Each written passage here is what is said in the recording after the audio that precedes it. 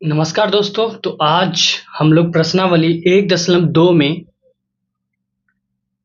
Chapter number 1 number system में करने वाले हैं।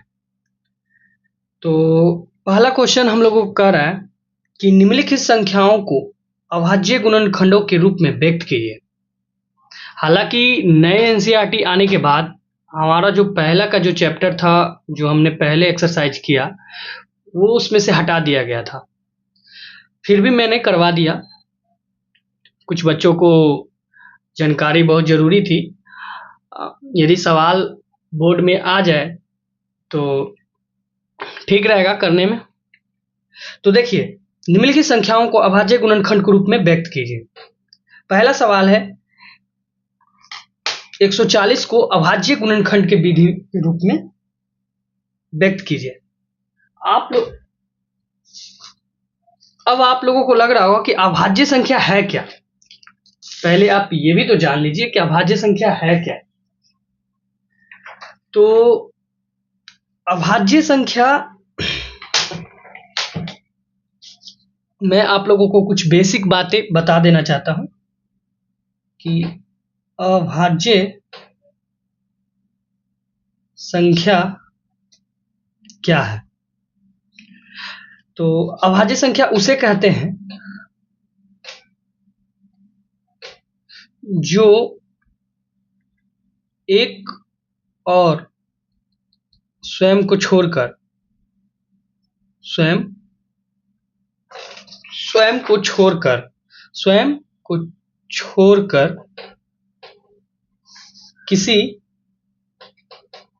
किसी दूसरे संख्या से विभाज्य न हो, विभाज्य या कटे नहीं, विभाज्य न हो। जैसे 2, 3, 7,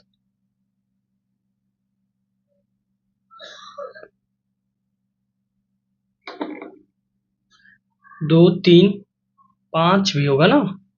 7, 5 क्या एक अभाज्य संख्या है या नहीं? 7, 11, 13, 17 इत्यादि। एग्जाम्पल यही सब था। और भाज्य संख्या बस जस्ट अपोजिट इसका। तो पहले हम लोग चैप्टर के एक्सरसाइज में आते हैं कि 140 पहला बोलेंगे हल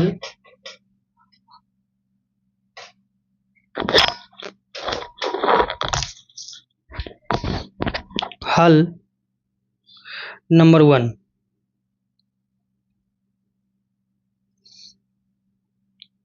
140 का अभाज्य गुणनखंड हम लोग करेंगे, ठीक है। तो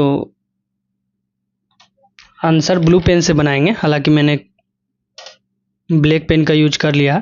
तो यहाँ से हम 2 से लगाएंगे तो यहाँ 70 मरते लगेगा। 2 से लगाएंगे तो यहाँ 35 मरते लगेगा। 2 और यहाँ 5 से लगेगा तो 7 मरते, और 7 से लगेगा तो 1 मरते। इसी को अभाज्य गुणनखंड कहते हैं। कहने का मतलब जब तक उसका फैक्टर को हम तोड़ते नहीं जा रहे हैं, ठीक है, तब तक हमको उसे तोड़ना है। 2 के कितने हैं पावर? 2 गुना 5 की पावर 1 है। दिख रहा है ना आप लोगों को? 5 की पावर 1 है और गुने 7 की पावर 1 है।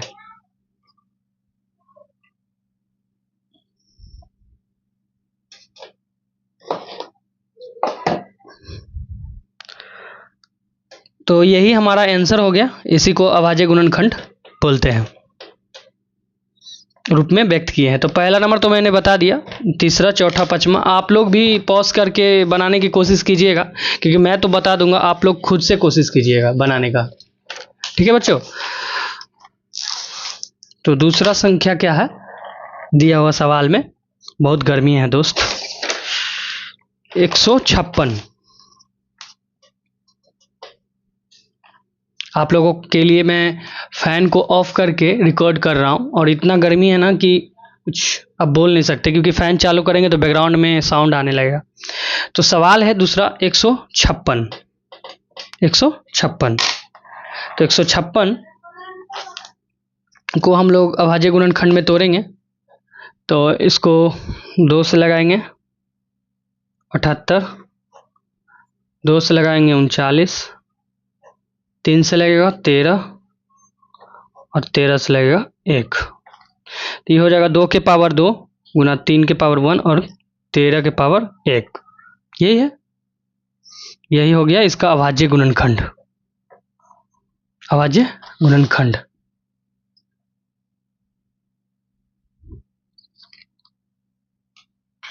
तीसरा सवाल, आगे चलते हैं तीसरा सवाल पे। दिख रहा है? दिख रहा है कि कुछ नहीं, कि कट गया? दिख रहा है ना?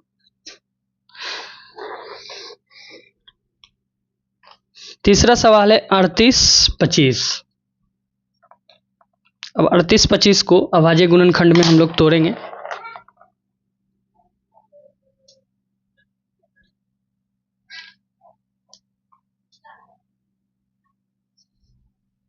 इसको 5 से लगाएंगे,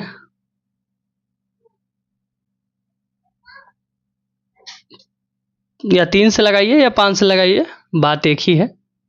ठीक है, 5 से यदि हम लगाते हैं, कुछ आप लोगों को माइंड में आ रहा होगा कि मैं पकड़ूंगा कैसे, कि कितना से लगेगा कितना से नहीं लगेगा। आप तो ऐसे ही बता रहे हैं। तो देखिए इसमें क्या है, कुछ बेसिक बातें हैं जो आप लोगों को और बता देना चाहता हूँ। जैसे कि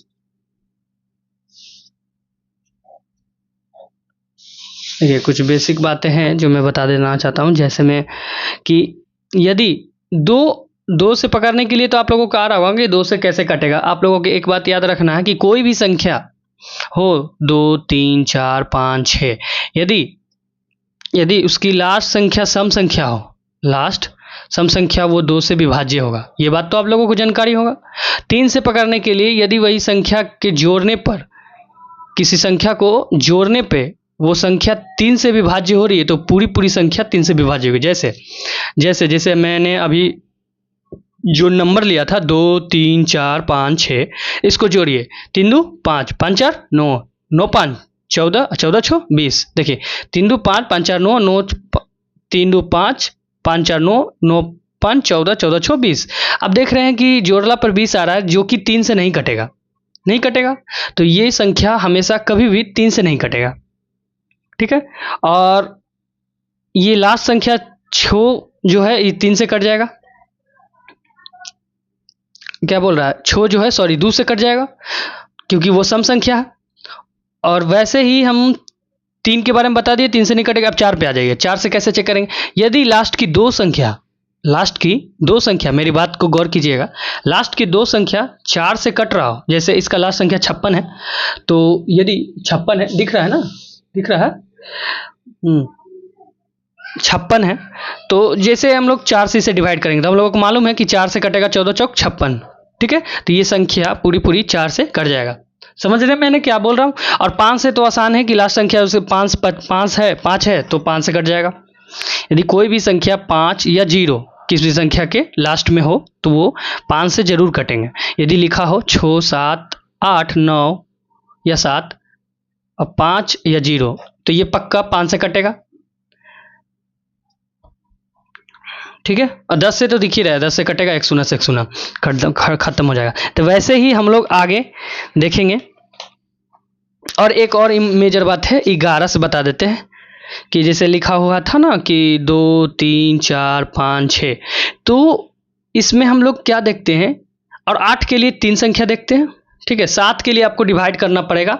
यदि आप उसके लिए मैं नियम बताऊं कि कैसे चेक करेंगे, उससे जल्दी तो आप डायरेक्ट डिवाइड करके देख लीजिएगा। ऐसे 9 और 3 ये एक दोनों सेम होगा। जैसे मैंने आपको बताया कि 3 से कैसे चेक करते हैं कि कौन सी संख्या कैसे कटेगा, वैसे ही 9 से भी चेक करते हैं। यदि संख्या के जोड़ने पे वो संख्या 9 से डिवाइड हो रहा है, तो वो कट जाएगा। जैसे कि आप एक एग्जाम्पल मैं दे देता हूं, जैसे कि 4, 5, 6, ठीक है, 456 है। अब मुझे ये देखना है कि ये 3 से कट रहा है या 7 से नहीं। तो देखिए 3 से काटिए, क्योंकि देखिए 5 4 9 और 9 6 15 15 आ रहा है जोड़ के। तो ये 15 3 से डिवाइड हो रहा, तो ये पक्का 9 से डिवाइड, सॉरी ये पक्का 3 से ये पूरी संख्या डिवाइड हो जाएगी। लेकिन आप जोड़ना पे बोल रहिएगा कि भैया आपने बोला कि 9 भी सेम है, तो 9 भी सेम है ये नहीं बोले कि जो संख्या 3 से कट रहा है वो 9 से कटेगा ही कटेगा। लेकिन ये बात सत्य है कि जो संख्या 9 से कटेगा वो 3 से कटेगा ही कटेगा, क्योंकि 9 के अंदर क्या है, क्योंकि 9 के अंदर क्या है, 3 गुना 3 3 है कि नहीं, 3 का फैक्टर है। तो मैं ये बताना चाह रहा था कि 400 यदि 56 मैंने लिया तो 456 को जोड़ेंगे तो 5 4 9 और 9 6 15 15 आया। तो 15 से यदि कोई संख्या 3 से कट रहा है, ये 3 से कट जाएगा, देखिए कट के देखिए, 9 पचे सॉरी के तिया 15 तिया 45 और बचा कितना एक, सॉरी छो, तो 3 दूनी 6 एक 52 मरते कट जाएगा, नहीं तो जोड़िए 3 दूनी 6 15 तिया 45, ठीक है।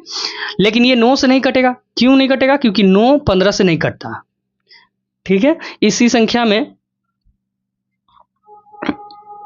4 5 6 और 3 था, तो ये संख्या जोड़िए 9 से भी कट रहा है और ये 3 से भी कट रहा है। कैसे, देखिए 6 5 11 11 6 15 15 3 18, ये जोड़ के 18 आ रहा है।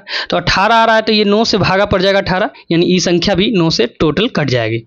उसी प्रकार ये 3 से भी कटेगी, 3 6 18, उसी प्रकार ये 3 से भी कट जाएगी। तो 11 से मैंने जो बता रहा था कि 2 3 4 5 6, तो एक संख्या के अल्टरनेट छोड़कर एक संख्या छोड़िए, उसको जोड़कर जोड़ने पर एक संख्या छोड़ दीजिए, जोड़ने पर और उसके अल्टरनेट जोड़ने पर संख्या का अंतर, मेरे गौर कीजिएगा मेरे बातों को, यदि संख्या के एक संख्या को अल्टरनेट छोड़कर उसे जोड़ने पर उन दोनों संख्याओं के बीच का अंतर यदि यदि यदि गौर कीजिएगा, यदि 11 आ रहा हो या 0 आ रहा होगा तो वो संख्या हमेशा 11 से कटेगा। जैसे एग्जाम्पल अभी ये लिए हम लोग, तो 4 2 छो, 4 2 छो छो 4 10, ठीक है 10 लाया, 3 2 5 3 8 -8, क्योंकि देखिए एक संख्या को मैंने छोड़ा तो पहला संख्या इससे जोड़े, तो 4 2 छो छो 4 10 10, और ये 3 और ये 5, क्योंकि ये छूट गया था तो इसका 8 5 3 8, इसका अंतर हो जाएगा कितना, 10 में से 18 8 गया 2। देखिए ये कभी नहीं कटेगा, क्योंकि मैंने बोला कि यदि इसको घटाने पर इसका अंतर मैं लिख देता हूं, इसका अंतर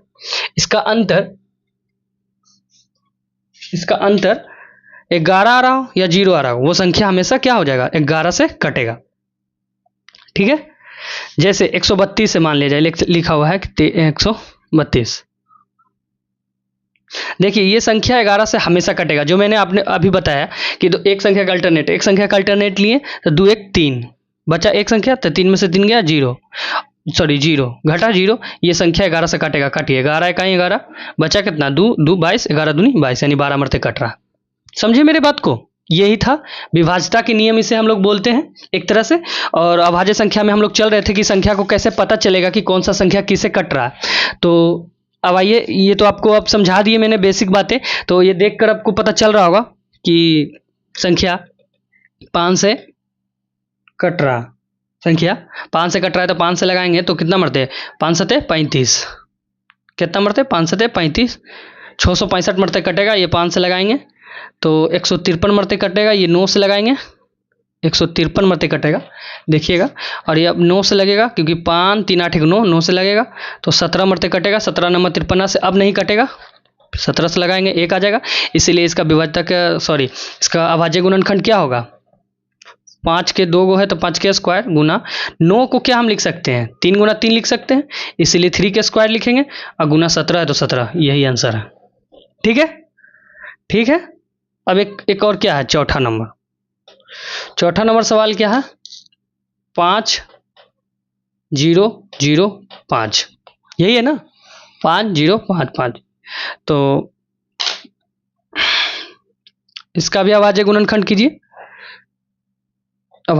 कीजिए, 5 से लगाइएगा तो 1 0 0 1, ठीक है। अब देखिए ये 7 से कटेगा, ठीक है, 7 इकाई 7 बचा 3, 7 चौक 28 बचा 2 7 21, हाँ, तो ये कितना से 143 से कटेगा, जो मैंने अभी बात किया। फिर अभी बताया कि 11 से कैसे 143 कटता है, 13 मरते, क्योंकि 11 इकाई 11, बचेगा कितना 2, सॉरी 11 का 3 3 33, 11 तिया 33, 33 बचेगा, ये 13 एक आ जाएगा। ठीक है, समझ रहे हैं ना आप। तो ये हो जाएगा 5 गुना 7 गुना 11 गुना 13।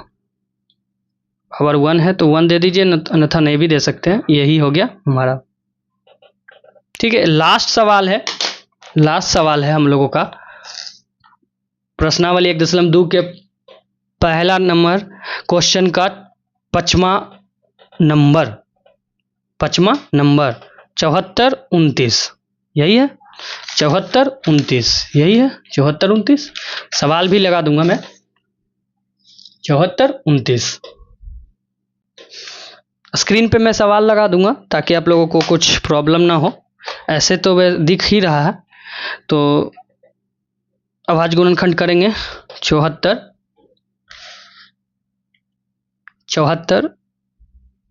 29, 17 से लगाएंगे